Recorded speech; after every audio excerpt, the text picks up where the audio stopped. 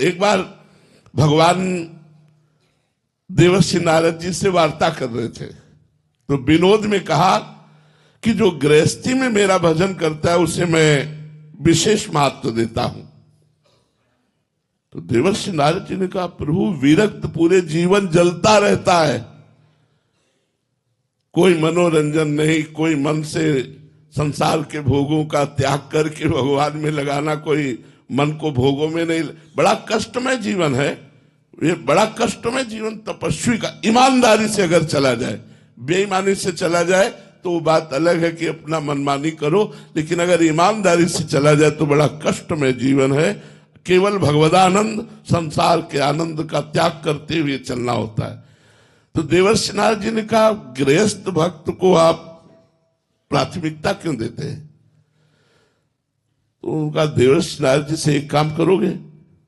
भगवान ने एकदम बात घुमा दी, एक कटोरे में घी भर करके दिया और कहा, मेरे आसन की परिक्रमा लगाओ, एक सुदर्शन चक्र हमारा पीछे चलेगा, एक बूंद भी नहीं गिरना चाहिए, भगवद आज्ञा। बोले कितनी बार नारायण नारायण कहा? बोले नारायण नारायण, पूरी चित्त वृत्ति इस कटोरे में लगी थी कि एक बूंद घी गिरा तो सुदर्शन चक्र पीछे है। बोले एक कटोरे के घी ने तुम्हारी भगवत स्मृति अपहरण कर ली और उनके लड़का बच्चा रिश्तेदार नातेदार न जाने कितने कार्य, और वो सब कार्य करते हुए यदि मेरा भजन करता है तो वो मेरा सर्वश्रेष्ठ भक्त है। तो बात समझते हो? गृहस्थी और विरक्ति ये दो मार्ग भगवान ने बनाए हैं, और दोनों मार्ग अगर अपनी अपनी ईमानदारी से धर्म से चला जाए तो दोनों मार्गों को भगवत प्राप्ति होती है। पर विरक्त मार्ग गुरु मार्ग है, गृहस्थ का गुरु मार्ग है। उसके सदगृहस्थ लोग स्वीकार भी करते हैं, कोई भी विरक्त हो उसे पूज्य भाव से देखते हैं। विरक्त मार्ग गृहस्थ मार्ग का गुरु मार्ग है, और विरक्तों का भरण पोषण गृहस्थों से ही होता है।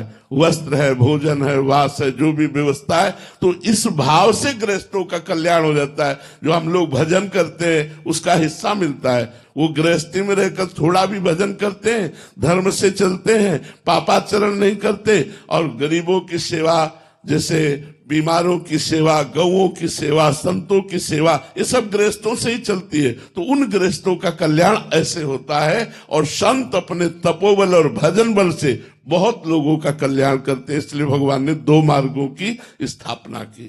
तो भगवान ने जिसको जिस मार्ग के लायक चुना उस मार्ग में चला रहे हैं। हम लोगों को चुना, भगवान ने चुना और संसार से खींचकर इस मार्ग में चलाया।